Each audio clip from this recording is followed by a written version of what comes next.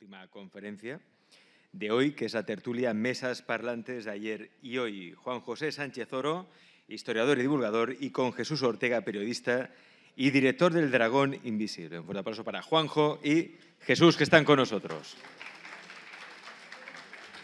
Oh, Jesús, bienvenidos. Bueno. Sí, ¿verdad? Sí, ahora sí. Mira, el mando de las diapositivas que parece sacado de casi del siglo del espiritismo, casi. Bueno, pues vamos a hacer una conferencia a dos voces en la que, pues haremos un repaso desde lo que son los orígenes del espiritismo, con algunos métodos de supuesto contacto con el más allá, como fueron las mesas parlantes, que podríamos casi clasificarlas como una especie de precedente de lo que luego fue la Ouija.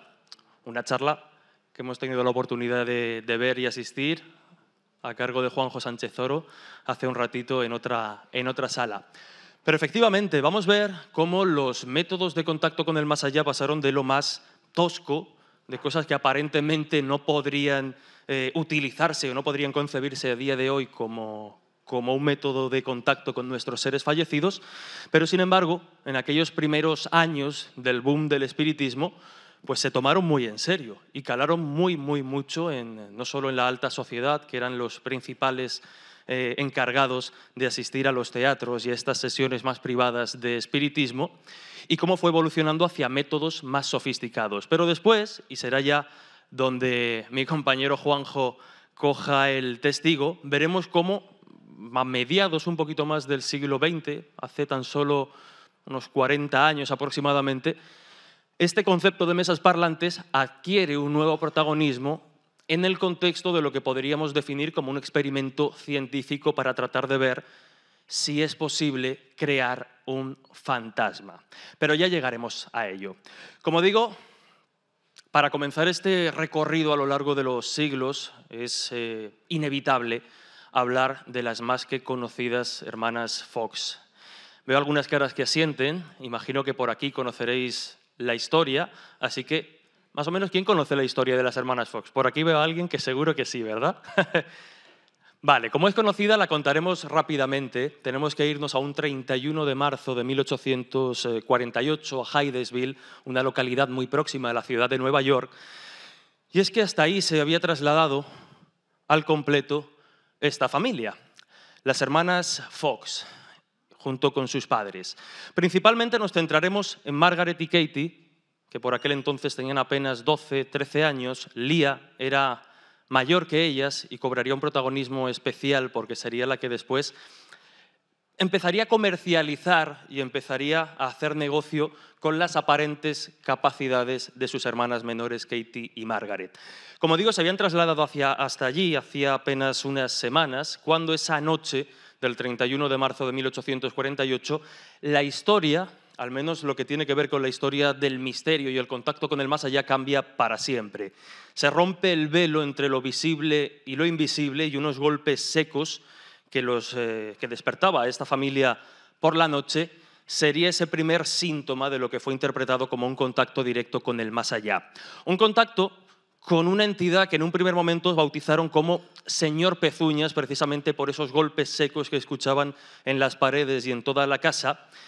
Y sería precisamente una de estas niñas, en aquel entonces, Katie, de apenas 12 años, la que cambia para siempre la historia, porque lo que hicieron fue lanzar una pregunta al aire y hacer una proposición a esa entidad invisible. La pregunta que hicieron era si lo que se estaba manifestando era un espíritu, era una entidad del más allá, y lo que tenía que hacer era responder con un golpe para decir sí o con dos golpes para decir no.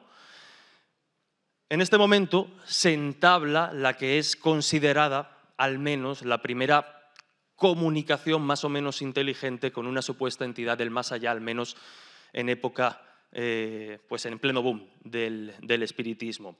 Obviamente, cuando el rumor circula de que en esta casa, en esta localidad de Hydesville, en esta casa de la familia Fox, parece estar manifestándose algo inteligente, porque no solo respondió a esa primera pregunta, sino que a esa supuesta entidad le realizaron un interrogatorio, dando como conclusión que el que se estaba manifestando había sido una especie de vendedor ambulante que hacía unos años había sido asesinado en la que ahora era la casa de la familia Fox, y además afirmaba estar enterrado en el sótano de la casa.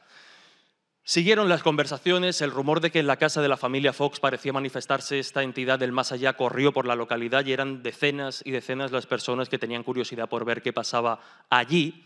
Y el fenómeno evolucionó tanto que, como decíamos, unos cuantos meses después, Lia, la hermana mayor de esta familia, entra en escena y digamos que empieza pues, a proponer la posibilidad de cobrar por asistir a estas sesiones de lo que todavía no se conocía como espiritismo, pero no tardaría mucho en adquirir ese nombre. A partir de entonces, esta posibilidad, que hay que entenderla en un contexto muy concreto, porque como aquí bien sabéis, y si sois asistentes habituales a esta feria esotérica y otros congresos de este tipo de temas, la comunicación con el más allá no es algo que surja a mediados del siglo XIX. Esa intención, esa necesidad acompaña al ser humano pues prácticamente desde que tenemos uso de la razón. Sin embargo, se dan unas condiciones muy concretas para que esta historia, para que este fenómeno protagonizado por las hermanas Fox adquiera un protagonismo especial. Estamos pues, muy cerquita de lo que sería la revolución industrial.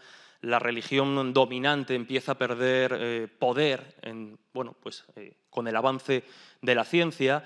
Nos tenemos que encontrar también y ponernos en contexto que unos años después, muy poquitos años después de este fenómeno, Charles Darwin, por ejemplo, propone la teoría de la evolución y empieza a restar también pues un poquito de fuerza, como decíamos, a la religión. También podemos recordar aquella frase de Nietzsche de Dios ha muerto, ¿no? Nos encontramos en un contexto social, político y histórico muy concreto que hace que precisamente la posibilidad de contacto con el más allá adquiera mucha fuerza y empiece a ser tomada con cierto razonamiento, por una razón también, y es que lo que hacía el espiritismo era democratizar la posibilidad de contacto con el más allá. Hasta entonces, esa posibilidad de contacto con nuestros seres fallecidos, que podrían estar o no en el más allá, lo gestionaba pues, el sacerdote de turno. Pero la promesa del espiritismo, lo que de alguna forma nos planteaba esta historia de las hermanas Fox, es que nosotros, desde nuestra casa, sin más medios que estar presentes y estar atentos, podíamos entablar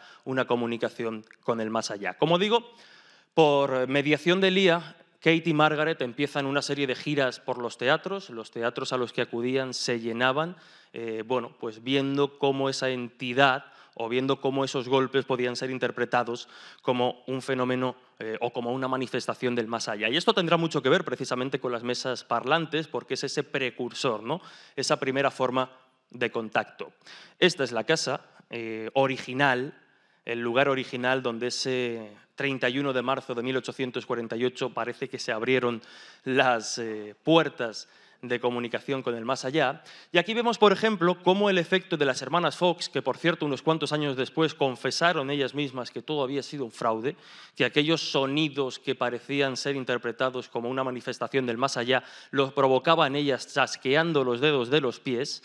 Y vosotros os preguntaréis, ¿es difícil que un chasquido de los dedos de los pies se escuche, por ejemplo, en una sala como en la que estamos ahora y pueda ser interpretado como una señal del más allá? Pero lo cierto es que, diferentes ilusionistas, diferentes pues investigadores del tema han comprobado y efectivamente han demostrado que sí, que en determinadas condiciones sonoras concretas y en según qué condiciones ese sonido podía adquirir una sonoridad mayor en según qué salas.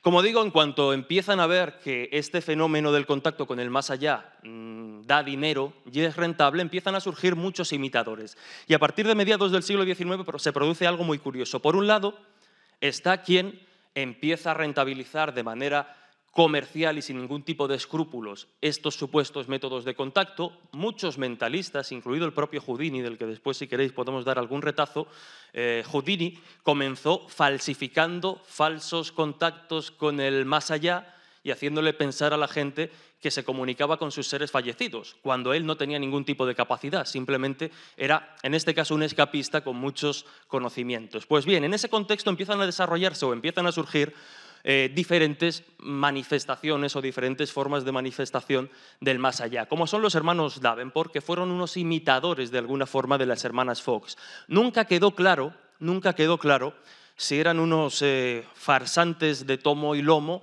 o si realmente tenían algún tipo de capacidad o de, bueno, pues de posibilidad de contacto con el más allá. Lo que hacían era meterse en esa cabina, que fue conocida como cabina espiritista. Cada uno de ellos estaba dividido en 3 espacios, cada uno de ellos se metía a la derecha, a la izquierda, y en el centro había pues, una serie de instrumentos y una serie de aparatajes. Estos hermanos se metían en la cabina atados de pies y manos, es decir, aparentemente, una vez se cerraban las puertas de ese armario, ellos no podían moverse y por tanto no podían provocar los extraños sonidos y el barullo que se generaba en ese armario cuando ellos estaban atados y estaba cerrado. Parece ser Houdini, hemos dicho que era escapista, y él llegó a demostrar que era posible hacerlo, que era pues, un mero truco de escapismo. Ellos entraban atados, pero una vez dentro se desataban y empezaban a generar todo ese barullo. Insisto, nunca quedó del todo claro si eran unos farsantes o no, aunque todo parecía indicar que las cosas iban por ahí, porque fructificaron mucho en aquel momento. Pero lejos de esa corriente más artificial, lejos de esa corriente más comercial de realizar esta clase de espectáculos en los teatros, hubo gente que empezó a plantearse efectivamente la posibilidad de que, aunque hubiera muchos personajes fraudulentos, parece ser que lejos de los teatros, en salas, en salones privados, donde este tipo de contacto se llevaba de forma más discreta y parece ser que con una intención más científica, de alguna forma, es decir, al menos se realizaban experimentos para tratar de ver si aquellos mensajes que venían del más allá tenían algún sentido, es como surge también lo que hoy conocemos como espiritismo. Entonces vemos como en esos primeros 50, 60 años desde las hermanas Fox, pues vemos como por un lado está la parte más comercial y fraudulenta y por otro la parte más curiosa, ¿no?, de saber si esto es real. Y ahí entra en protagonismo un personaje que es Alan Kardec, que era un maestro, era un docente, al que de entrada todos estos fenómenos no le llamaban en absoluto la atención porque los consideraba de entrada un completo fraude. Sin embargo, un amigo suyo que había estado en algunas de esas sesiones privadas a puerta cerrada para tratar de ver si esto era cierto o no, le pasa una serie de cuadernos bastante voluminosa en la que al parecer estaban las transcripciones de estos mensajes, porque al igual que sucede con las mesas parlantes, lo que hacían era pues tratar de sacar mediante esos golpes secos, palabras o frases para ver qué es lo que querían decir desde el más allá. En un principio hemos dicho que se hacían preguntas y solo teníamos el sí o el no, pero después lo que hacen, por ejemplo, con las mesas parlantes, que lo que hacían eran moverlas, iban cogiendo fuerza, les asignaban un código y en función del número de golpes o el número de veces que se movía correspondía una letra o correspondía una frase o correspondía una palabra y así se van formando mensajes de alguna forma más coherentes y más extensos que intentar obtener una respuesta de sí o no. Y esos mensajes eran trasladados a cuadernos y esos cuadernos, como digo, le llegan a Alan Kardec y empieza a ver que lo que parece manifestarse desde ese supuesto más allá empieza a tener cierto sentido. E incluso él empieza a hacer una serie de pruebas, empieza a intentar contrastar si lo que se manifiesta, por ejemplo, el mensaje que ha manifestado una medium, vamos a poner el caso, aquí en Barcelona, tiene correspondencia con el mensaje que ha manifestado otra medium a X kilómetros de distancia. Y al menos lo que dice Kardec es que efectivamente, en función de un cuestionario pautado que siempre se realizaba el mismo a según qué mediums, parece que muchas cosas coinciden. Y es así como de alguna forma el espiritismo, esa doctrina o esa casi filosofía de vida, porque llamarlo religión yo creo que sería excesivo, estamos más bien eso, ¿no?, ante una forma de entender la realidad. Ellos no hacen, a día de hoy, porque sigue habiendo muchos espiritistas, incluso en España, no hacen proselitismo, pero bueno, empieza a dar sus primeros pasos. Y como hemos dicho, uno de esos primeros métodos más toscos de supuesto contacto con el más allá era el de las mesas parlantes. Había que hacerlo siempre en unas condiciones de oscuridad bastante importantes, y lo que hacían era, en función del número de personas, se sentaban alrededor de una mesa, posaban las manos, como estamos viendo en la fotografía, empezaban a hacer pues, una serie de invocaciones, una serie de, de palabras, intentaban hacer una serie de preguntas, y la mesa iba cogiendo fuerza. Al principio los movimientos eran pues, muy sutiles, ¿no?, pero poquito a poco iba cogiendo pues eso, una fuerza.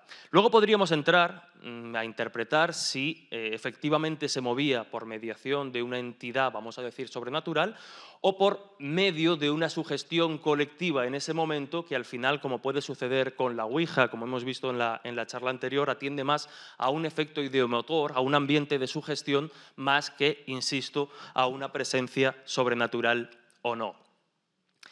Antes hemos hablado, y por hacer un poco el esbozo de esa época, ya hablábamos de Houdini, que en sus inicios precisamente empieza a aprovecharse y se lucra de todo este ambiente espiritista, después corrige su actitud porque no considera honesto estar sacando dinero aprovechándose de las falsas esperanzas de las personas que, habiendo perdido a un ser querido, pues querían contactar con ellos. Hay un aspecto bastante interesante que no hemos comentado en ese contexto social que da origen al espiritismo, y es que tenemos que tener en cuenta que precisamente unos años después de ese 1848, por un lado en Estados Unidos, que es donde surge toda esta corriente, nos encontramos con la Guerra Civil Americana. Y digo esto porque, claro, en una guerra todos en aquel momento pues habían perdido algún padre, algún hijo, alguna hermana, de manera brusca, sin apenas despedirse. Es decir, perder a una serie de familiares en estas circunstancias lo que provoca es precisamente una necesidad de contacto, una necesidad de despedida. Y esto lo veremos replicado y multiplicado muchísimo más 50 años después, en plena Primera Guerra Mundial, 1914, donde el espiritismo ya está perfectamente definido, la doctrina ya está perfectamente asentada y vive una nueva época de esplendor. Y precisamente estos dos personajes, el de la izquierda es, bueno, el de mi izquierda, vuestra derecha es Houdini, y el otro es Arthur Conan Doyle, que curiosa y paradójicamente, siendo el creador del personaje más racional de la literatura, era un convencido y un ferviente espiritista que incluso llegaría a tener discusiones con Houdini, que, como hemos dicho, después de salir de esa primera etapa en la que bueno, pues intentaba ganar dinero falsificando determinados fenómenos espiritistas, se dedicará después, tras la muerte de su madre, con la que tenía una relación casi enfermiza, a intentar buscar pruebas veraces, auténticas, de ese contacto con el más allá. Por desgracia, nunca las encontró y se infiltró en muchas sesiones donde las mesas parlantes tenían protagonismo, pero descubriendo siempre que todo era un fraude orquestado. Entre ellas, por ejemplo, y por hablar alguna de las medium, hemos hablado de mesas parlantes, hemos hablado de las hermanas Fox, hemos mencionado la Ouija muy por encima porque ya hemos tenido oportunidad de ver una charla sobre ella, pero estamos repasando algunos de esos métodos primigenios de contacto con el más allá, que luego evolucionarían incluso con la llegada de la radio a esa transcomunicación instrumental cuyo exponente más claro son precisamente las psicofonías. Pero vamos viendo cómo los métodos de contacto, de muy toscos y muy bruscos, se van sofisticando hasta llegar, pues eso, ¿no? Incluso a utilizar la tecnología. Otro de esos métodos de contacto con el más allá no requería de ninguna mesa, de ninguna tabla, de ningún aparato, simplemente de la capacidad mediúmnica de determinadas mujeres. Y una de ellas fue Mina Crandon, la segunda esposa, de un médico bastante importante de la ciudad de Boston y que incluso fue considerada la medium definitiva porque poquito a poco fue desarrollando determinadas capacidades, fue mejorando sus capacidades de contacto con el más allá hasta poner en jaque al mismísimo Houdini.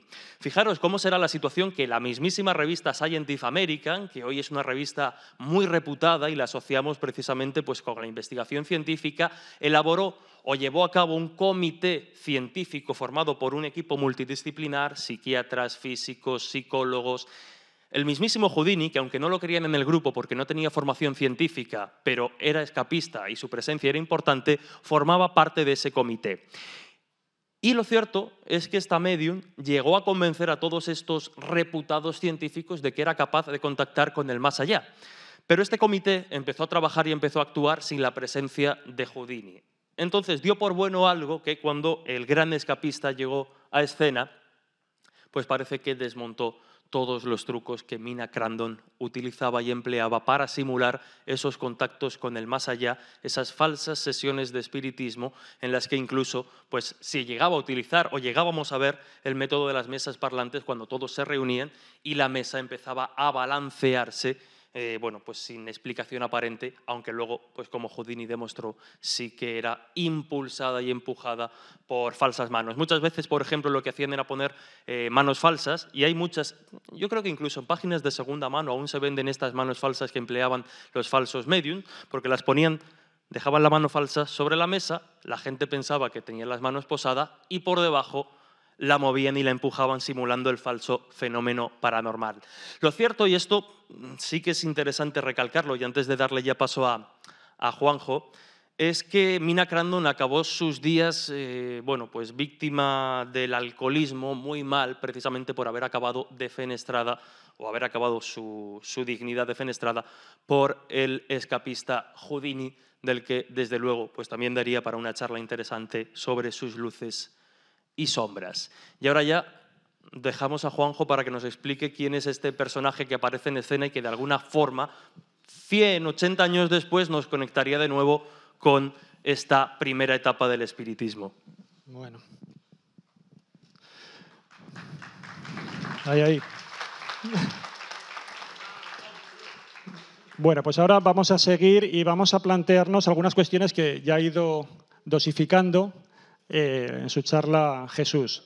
La cuestión que siempre nos está un poco aquí dando golpes en la cabeza es qué es lo que ocurre con el más allá. Si realmente estamos contactando con algo que podríamos decir que es externo a nosotros o no, si es algo interno. Si eres tú o soy yo, si es una realidad objetiva o es una realidad que nosotros estamos construyendo a través de nuestra fantasía. E incluso, aunque fuera una realidad externa, pensemos que realmente estamos contactando con un ente externo, si ese ente lo hemos creado con la mente, ¿no? Hemos materializado de alguna forma un ser, una entidad, en el caso de que creamos que eso es posible. Este es el gran dilema que siempre nos ha ido acompañando y que iba persiguiendo toda esa primera parte en el caso de la lectura de el trabajo con las mesas parlantes, ¿no?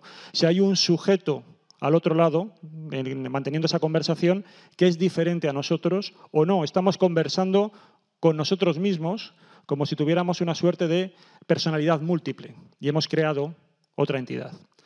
Bueno, pues esta es, como digo, es la gran cuestión, ¿no? La encrucijada a la que nos enfrentamos. ¿Y esto cómo lo podemos resolver? ¿De qué manera podemos montar algún tipo de investigación, hacer algún tipo de experimento que nos aclare este dilema? Bueno, pues eso tuvo lugar, se realizó. Y lo realizaron estas personas. Un círculo de investigación parapsicológica en Toronto en los años 70.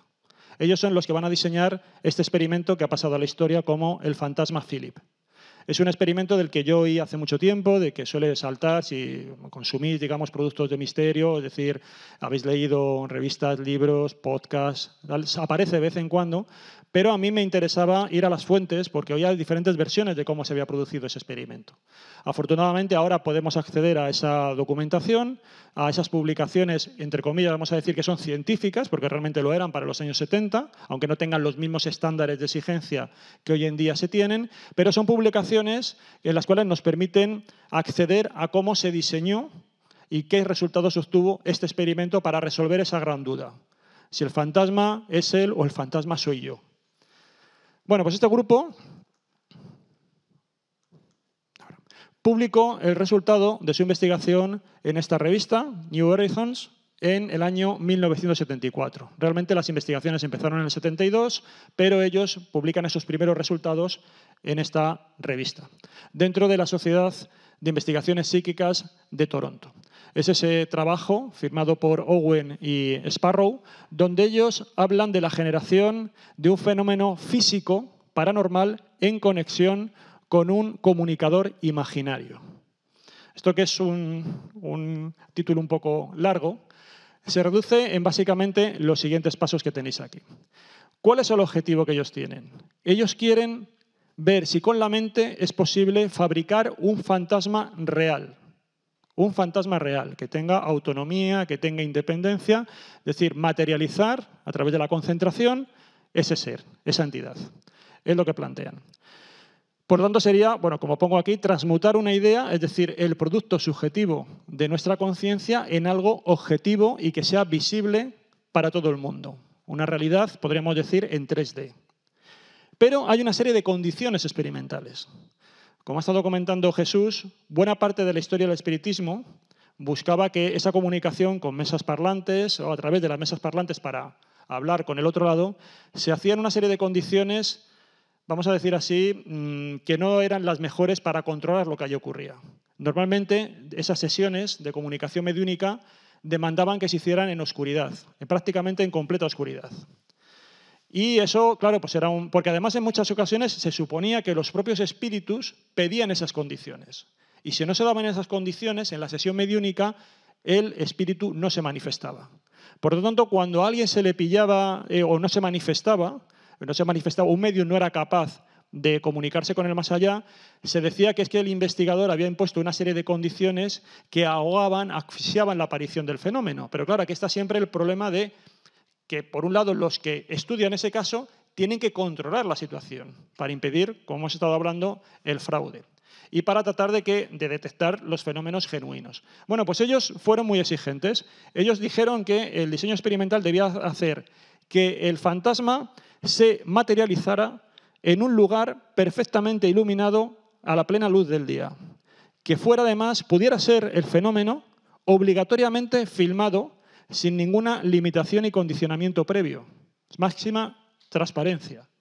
Y al mismo tiempo que los participantes en esa sesión no tenían por qué ser ya mediums que de alguna manera acreditaran o creyeran que tenía algún tipo de capacidad extraordinaria, sino gente común y corriente, es decir, los propios miembros de la Sociedad de Investigaciones Psíquicas de Toronto, un grupo que ya estaba trabajando en esa línea. Bueno, ¿qué es lo que van a hacer? Lo que van a hacer es lo siguiente. Si tú vas a crear un ente imaginario, no se trataba solamente de crear una figura, se trataba de crear una personalidad. Hay que darle una historia, hay que darle una biografía. Y eso es lo que van a hacer. Van a crear una biografía absolutamente ficticia, ahora insistiré un poquito más en ello. De principio a fin es una historia y le van a poner nombre a este personaje, como digo, de absoluta ficción.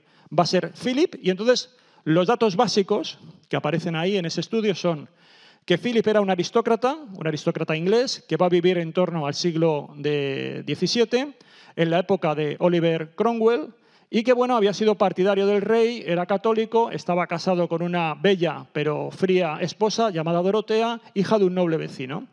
Este aristócrata, este noble inglés, pues en ocasiones iba cabalgando por sus propiedades y allí se encontró con un campamento de gitanos. Quedó absolutamente seducido por una mujer, por una gitana que se llamaba Margo, y empezó un romance con ella, adúltero, que de tal manera que la llevó incluso a vivir en una caseta cerca de los establos de la propiedad en esa localidad, en Diddington Manor.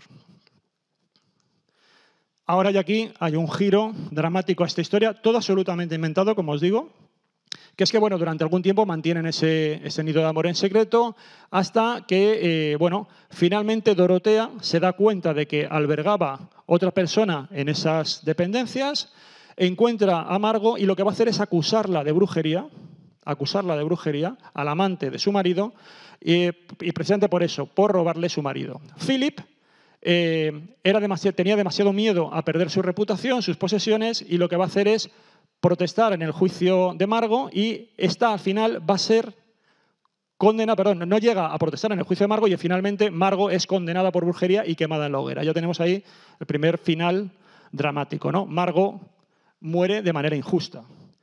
Philip se siente muy arrepentido, tiene un gran cargo de conciencia por no haber saltado en defensa de su amor y paseaba por las almenas de Diddington con desesperación hasta que finalmente una mañana se lo van a encontrar al pie de las murallas, se entiende que se ha suicidado o ha tenido algún tipo de trastorno por el dolor causado y finalmente así va a fallecer.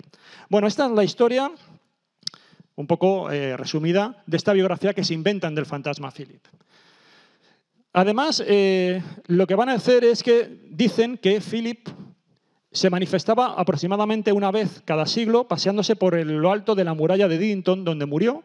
Crean incluso una leyenda posterior al hecho ficticio y dicen que justamente en el año en el que empiezan el experimento decían una tradición popular que ellos mismos también se inventan que tenía que aparecer Philip ese año. Es una manera como que vuelve del otro plano de la realidad a este. Por lo tanto, sería como más fácil que apareciera en una invocación de una sesión mediúnica.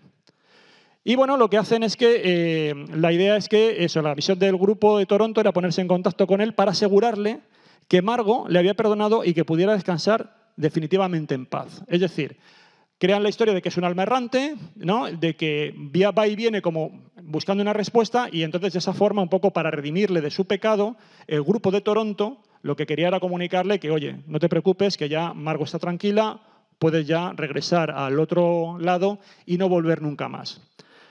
Todo esto, como digo, era mentira. Y para asegurarse de que era mentira hicieron varias cosas. Introdujeron en la biografía del personaje determinados anacronismos históricos para hacer, ¿no?, que fuera absolutamente falso. Que no sea que por casualidad resultara que hubiera un aristócrata que se llamara Philip, que hubiera vivido en algún momento en esa ciudad, aunque no constara en ningún documento. Sería bueno que te tocara la lotería, pero bueno, para descartarlo hicieron eso. Introdujeron datos absolutamente anacrónicos, absolutamente fuera del tiempo, como digo, para forzar el relato y llevarlo a la máxima ficción posible. Y entonces, por ejemplo, pues algunas de las cosas que dicen es que a Philip le gustaba tomar chocolate en unos determinados establecimientos, cuando se sabía históricamente que esos establecimientos que despachaban chocolate no existían en la época de Cromwell. ¿Qué más hicieron? Bueno, también indirectamente, porque ninguno de ellos era historiador, resulta que también introdujeron otra serie de datos, de anacronismos históricos, que si eso lo revisara un historiador diría, aquí te has colado porque esto no existía en la época, ¿no? Entonces, como en algunas novelas que de pronto medievales que te meten tomates cuando todavía no se había demostrado la existencia, no se había descubierto América, ¿no?, y cosas por el estilo. Bueno, pues hicieron ese tipo de cosas. Y entonces, además, incluso fueron allí a Diddington, ahora lo comento, hicieron una, no sé si está aquí, no. Incluso para favorecer la asimilación de todos estos conceptos, porque la idea era que todo el grupo memorizara esta biografía, ahora veremos cómo, incluso hicieron un retrato, que sería más fácil, de este fantasma ficticio Philip. Y este es el rostro de Philip tal cual lo dibujó uno de los miembros del grupo de investigación. Este es el lugar de Diddington Manor en Inglaterra. Incluso hubo una de las personas del grupo que viajó a esta localidad, porque resulta que durante la Segunda Guerra Mundial había servido allí. Entonces fue por lo que se introdujo esta población en la historia, y fue allí y estuvo preguntando a ver si había algún tipo de tradición, de leyenda asociada a apariciones de fantasmas en algunos de los lugares que se comentaban. En principio no había nada al respecto, luego entonces estábamos ante un completo relato fantástico.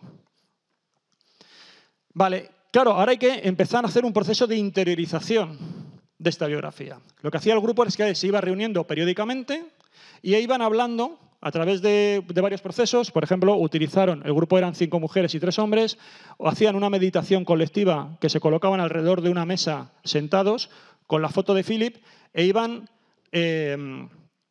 recordando todos estos puntos de la biografía que os he comentado. Luego incluso paraban y hablaban de aspectos de la vida de Philip, como nosotros podemos hablar de aspectos y anécdotas de la vida de nuestros amigos, hasta el punto que los tenemos asimilados a nuestra propia personalidad de esa manera.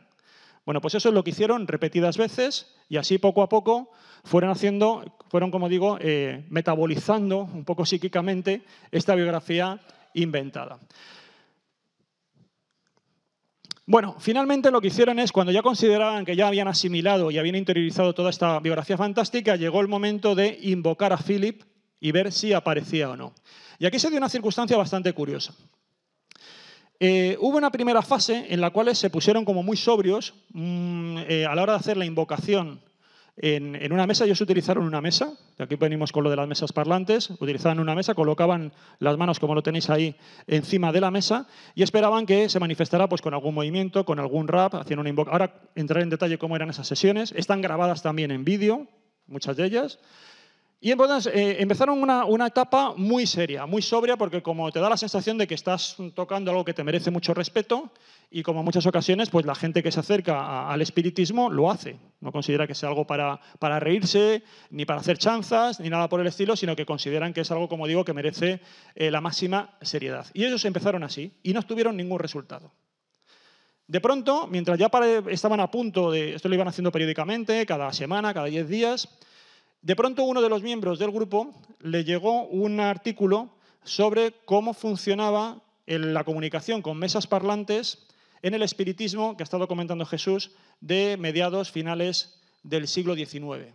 Y resulta que el ambiente que había muchas de esas sesiones era un ambiente bastante desenfadado.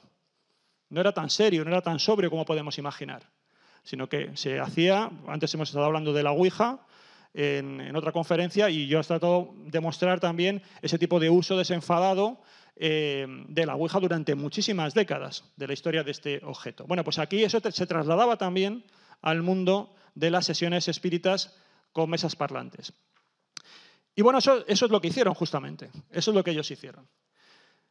Cambiaron y empezaron a tomárselo con algo muy relajado, donde hablaban, donde hacían chistes, donde comentaban, como introducían en esas conversaciones, introducían a Philip, o sea, no perdían nunca el sentido de lo que estaban haciendo, pero el tono era muy distinto a lo que habían hecho antes. Y en ese momento sí que la mesa respondió.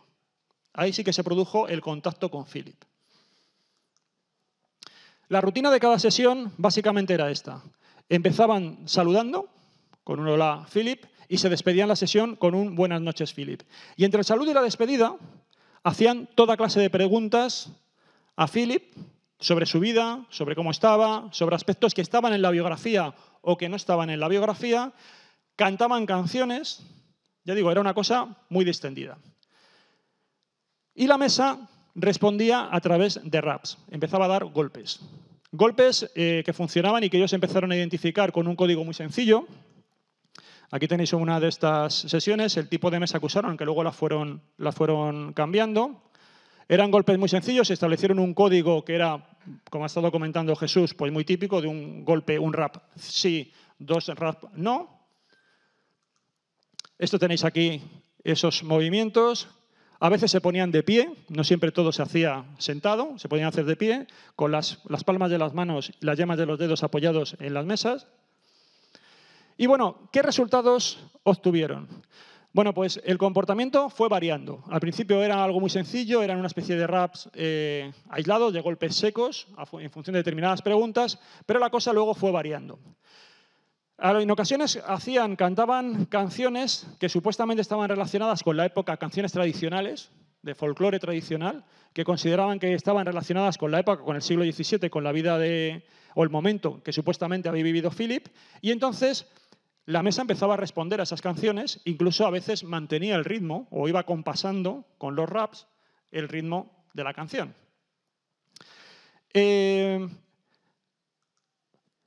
Lo que sí que ocurrió es que, en principio, ellos dicen, en los diferentes informes que van publicando, que no fueron capaces de identificar la procedencia de los raps.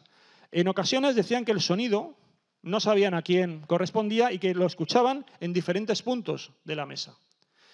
También comentaban que, bueno, que en ese proceso en el que no fueron capaces, y ahora veremos que utilizaron algunos elementos para intentar de captar exactamente el punto, que eran igualmente audibles y prolíficos si el grupo estaba de pie, como hemos visto antes, o con todas las manos a la vista sobre la mesa, e incluso trataron de descartar posibilidades, que esto es algo que también, por ejemplo, cuando se ha investigado con la Ouija se ha hecho, que es que ir cambiando los componentes que forman parte del grupo. Se hace entrada y salida de diferentes componentes por ver si hay algún agente, alguno de los participantes, de alguna manera genera más actividad que otros, ¿no? De alguna manera también intentar localizar ese posible agente inductor de esos fenómenos o no. También lo que hicieron fue cambiar de mesas, utilizaron diferentes tipos de mesas, cambiaron incluso de lugar, a veces iban a casa de una persona, a veces a otra, distintos materiales, mesas de plástico, mesas de madera. Incluso para tratar de garantizar que el rap no lo producía el contacto con las manos, según ellos cuentan, colocaron a veces como servilletas de papel entre las yemas de los dedos y la superficie de la mesa, de tal manera que fuera deslizante, una superficie deslizante, así sería más complicado poder desplazar la mesa, empujarla, porque la mano se te va. Y bueno, tenemos resultados de este tipo. Estos son fotogramas de uno de los documentales que hicieron, donde se ve que incluso uno de los efectos que era como más espectacular, ahora entraremos luego en matices, sí que conseguían que la mesa se moviera, incluso en algún caso llegar a darse la vuelta directamente. Trataron, por ejemplo, de grabar los raps, incluso estando la mesa boca abajo, porque sonaban colocando un micrófono que se ve ahí en la parte superior, tratando de localizar ese punto. Incluso, bueno, en la interacción llegó a la cosa a veces a tanta agitación dentro de la sala, que había veces que la mesa se movía por la sala, ¿no? Siempre, y ahora entraremos en los límites de esta percepción de los fenómenos, que ellos los ponen con claridad también. En alguna ocasión incluso hubo una persona, era como que pensaban que la mesa jugueteaba con ellos o entraba también un poco a formar parte de ese clima desenfadado que se había creado en la reunión. Entonces, una de las cosas que cuentan es que en un momento dado hubo una persona como que dijo, bueno, Philip, que me voy, y la mesa se fue, nunca sola, siempre con alguien, es decir, empezó a desplazarse hasta donde estaba colocado el abrigo, tratando como de impedirle que cogiera el abrigo. Ya digo, en plan así un poco juguetón, imaginaros una mascota, ¿no? Pues que trata de cruzarse en tu camino para impedir que te vayas. Bueno, pues un poco en esa línea se dieron ese tipo de circunstancias. Entonces, ¿cuál es el balance final? Para ir un poco acabando. El balance final, los experimentos van a acabar en 1977. Ellos van a hacer incluso, con ese afán de máxima transparencia, van a hacer estas sesiones incluso en programas de televisión, en platós de televisión. El grupo hace una invocación, eso que habéis visto ahí con el micrófono es justamente micrófonos de un programa de televisión que se están escuchando los raps mientras está la mesa dada la vuelta y se están captando. Y entonces ellos llegan a una serie de conclusiones. Primero, ellos dicen que el objetivo principal que os he comentado aquí nunca se cumplió, porque Philip nunca se apareció en forma, digamos, 3D. Siempre lo que hacían era mantener una comunicación con ese supuesto Philip a través de la mesa, en este caso, digamos, la mesa parlante. Por lo tanto, no se cumplió al 100% lo que ellos perseguían. Otro aspecto también interesante es lo que hemos dicho. Siempre se manifestaba principalmente a través de movimientos y de ruidos provocados por la mesa. Otro aspecto también que ellos aclaran es, no percibieron que todos estos movimientos que estamos hablando vulneraran las leyes de la física conocida, que sería ya algo absolutamente paranormal. Ellos reconocen que, por ejemplo, en ningún momento, en ninguna ocasión, la mesa se movió de tal manera que ninguno de los asistentes, estuviera apoyándose en ella. Siempre había alguien tocando la mesa. No se produjo ningún caso propiamente de levitación, nunca detectaron que las 4 patas de la mesa estuvieran en el aire. Comentan que en un momento dado hubo un movimiento tan brusco que sí que parece como que se separó, que intentaron fotografiarlo, en ese caso iban con una cámara fotográfica, no con una cámara de vídeo, pero que en ese momento, como bueno, la situación del momento, y a pesar de que tenían un fotógrafo con bastante pericia, no pudo fotografiarlo. De todas formas, no fue que flotara y que se fuera volando, sino que fue un instante. O sea, que pudo ser también por la propia inercia de todo ese movimiento con el que a veces se desplazaba este mueble. Y también notaron que en alguna ocasión había 3 patas de la mesa levantada y que trataban de empujar, y mientras una pata seguía sosteniendo el mueble, trataban de empujar la mesa para abajo y no lo conseguían, a pesar de que hacían fuerza, y decían como que si la propia mesa tuviera la voluntad de en qué momento bajarse. Pero en ningún momento, ya digo, hay levitación ni hay pérdida de contacto del objeto. Siempre hay alguien que está tocando. Sí que notaron un caso, que es que en un momento dado uno de los periodistas que fue también a hacer un reportaje del asunto, hizo su reportaje, asistió a una sesión de Philip, no le pasó nada particular, pero cuando llegó acá le pidieron que hiciera también algún tipo de efecto, ya que estaba ahí ese reportero, y en principio no pasó nada más allá de lo que os he ido contando. Cuando llegó a su casa, él observó que la llave de su casa quedó así doblada. Y bueno, simplemente lo comentó al grupo de investigación, pero no podemos saber si fue causa de Philip, que sería el único efecto físico asociado a este experimento, o no, simplemente se le dobló por lo que fuera, por alguna manipulación inconsciente que hizo cuando estaba caminando o cualquier efecto de esa naturaleza. Entonces, la pregunta, y ya para ir terminando, es ¿con quién contactaron? ¿Con quién comunicaban? Porque aquí sí que había una comunicación inteligente hasta esos niveles. O sea, había unos sonidos de procedencia, no sabemos si conocida o desconocida, pero sí que había un sistema de preguntas y respuestas y ahí iban sonando unos ruidos que estaban codificados. Ellos deducen ¿con quién están hablando? Algunos podrían decir, bueno, pues esto puede ser, dentro de un poco la terminología esotérica, pues un ente del bajo astral que está por aquí, que se pone a juguetear con esto, porque el espiritismo es muy peligroso, hay que tener mucho cuidado y sin darnos cuenta abrimos ese tipo de canales. Bueno, ellos llegan a la conclusión de que realmente hablaron con Philip. ¿Por qué? Porque notaron en la frecuencia de las respuestas como dos velocidades. Si ellos lanzaban una pregunta que claramente estaba reflejada o se podía responder a partir de la biografía ficticia que todos habían interiorizado, la respuesta del rap era prácticamente inmediata. Es decir, ante un dato conocido por todos de la biografía de Philip, la respuesta, el rap, era casi instantáneo. Ahora bien, cuando preguntaban por aspectos, alguien del grupo preguntaba por cualquier cosa que no formaba parte de esa biografía que todos habían asimilado, el fenómeno, la respuesta del rap tardaba más. Era como si tuviera que estar, esto es como ahora que conocemos el ordenador, ¿no? Está pensando, está buscando a ver cómo responde. Por lo tanto, eso le lleva a creer que realmente podían estar ante, efectivamente, Philip. Por esa diferente, fijaros qué criterio utilizaron un poco para distinguir ante qué se estaba. El resultado, entonces, es que lo que fuera, que no tiene por qué ser necesariamente paranormal en los términos que nosotros tenemos, pero sí que es un fenómeno que a mí me parece muy interesante de intersubjetividad. Estamos aquí hablando de un campo de lo que es la psicología, de hasta qué punto podemos coreografiar nuestras mentes de una manera para comportarnos como una única personalidad a partir de el trabajo colectivo, lo cual me parece muy interesante, porque esto lo vemos en el baile, lo vemos, por ejemplo, cuando dos personas, a lo mejor sin conocerse, se ponen a bailar y parece que llevan bailando toda la vida, y a lo mejor simplemente, por lo que sea, en ese momento danzan conjuntamente y dices, pues es que parece que habéis ensayado antes. No, ha sido ahora aquí. Empiezan a fluir y se conectan de una manera especial. Aquí es más complicado porque estamos hablando de una conexión, digamos, verbal, una conexión discursiva. Y sin embargo se logró a través de todo esto. Por lo tanto, este sería el experimento que luego se ha llegado a repetir en otros sitios, pero es cierto que yo no he encontrado unos informes tan documentados como este, del experimento Philip, y me parece que es una vía que, como digo, esperemos que alguien quiera seguir, porque sin necesidad de llegar a pensar en lo que os comento de espíritus o no, me parece que nos puede decir mucho de lo que es la condición humana y de ciertas capacidades de la mente, sin llegar a caer, ya digo, en cuestiones paranormales, no es necesario, pero sí que ciertas potencialidades que podemos tener de uso para crear estas intersubjetividades. Nada más, muchas gracias.